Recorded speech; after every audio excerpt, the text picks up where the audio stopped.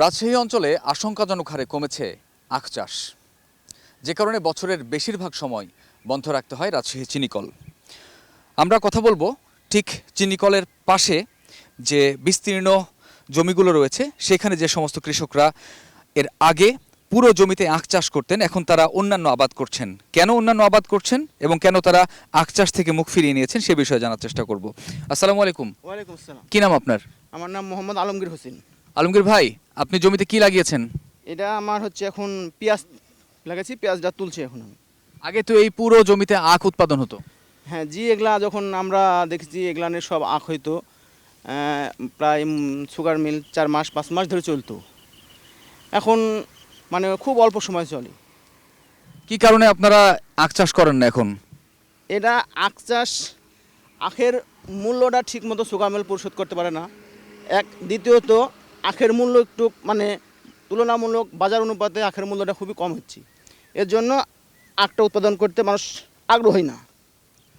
আপনারা যে নির্ধারিত মূল্য চিনিকল দেয় সেই মূল্যটা পান বা এর আগে পাচ্ছিলেন ঠিকঠাক?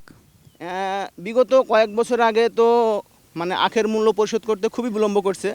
কেমন বিলম্ব করেছে? বিলম্ব বলতে গেলে আখ দেওয়ার পরে যখন সুগার মিল বন্ধ হয়ে যায়, বন্ধ হওয়ারও 3-4 মাস পর বেশি টাকা পাওয়া যায়। এখন আপনারা আখ বাদ দিয়ে বছরে কয়টা ফসল করছেন? আখ বাদ দিয়ে বছরে এখন 3টা ফসল করা যায়। কি কি করেন? 3টা, এই যে পেঁয়াজ নেওয়া হলো, পেঁয়াজটা শেষ করে আপনার এখন পাট বুনবে, পাট শেষ করে আবার ধান লাগানো যাবে, ধান শেষ করে তখন আবার পেঁয়াজ লাগানো যাবে। তার মানে এক জমিতে বছরে 3টা ফসল পাচ্ছেন। অনায়াসে করা যাবে। আর আখ হলে শুধু একটাই হতো না, আখের সাথে যদি সাথী ফসলটা করা যায় তাহলে আরেকটা উপকার হয়। আরেকটা ওখানে লাভবান হয়। কেমন মন দেয়? আখের মন কেমন দিত আগে আর এখন কেমন দিচ্ছে? আখের মন আগে ছিল মনে হয় অনেক কম, এখন 250 টাকা দিচ্ছে আখের মূল্য।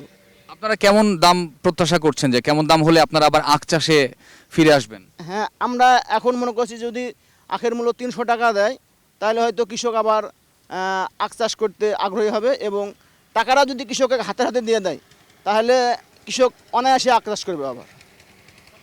ধন্যবাদ আপনাকে।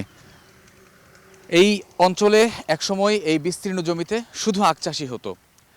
এখন আমরা যার সঙ্গে কথা বললাম তিনি জানালেন যে কি কারণে তারা আখ চাষ থেকে ফিরে এসেছেন। সরকারের সুদৃষ্টি তারা কামনা করছেন যাতে এই লসে চলা, অর্থাৎ যে রাজশাহী চিনিকল রয়েছে এই চিনিকল যেন পুরো বছর বা বছরের অধিকাংশ সময় সচল থাকে, সে ব্যাপারে আসলে কৃষকরা দাবি রাখছেন এবং দাবি রাখছেন আখের ন্যায্য মূল্যের জন্য।